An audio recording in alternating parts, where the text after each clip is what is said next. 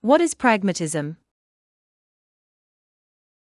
Broadly construed, pragmatism is a philosophical doctrine which considers practical consequences, or real effects, to be vital components of both meaning and truth. Its central claim is the idea that something is true only insofar as it works.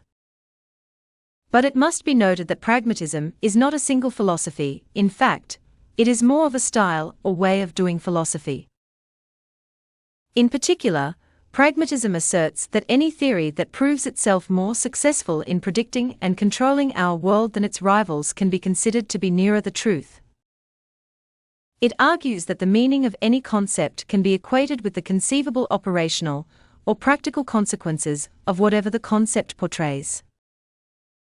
Like positivism, it asserts that the scientific method is generally best suited to theoretical inquiry, although pragmatism also accepts that the settlement of doubt can also be achieved by tenacity and persistence, the authority of a source of ready-made beliefs or other methods.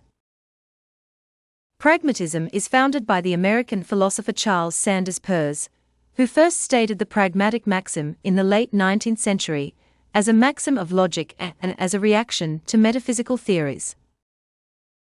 The pragmatic maxim is actually a family of principles, not all equivalent, and there are numerous subtle variations with implications which reach into almost every corner of philosophical thought. It is interesting to note that the school of pragmatism reached its peak in the early 20th century philosophies of William James and John Dewey. In fact, the term pragmatism was first used in print by James, who credited Peirce with coining the term during the early 1870s.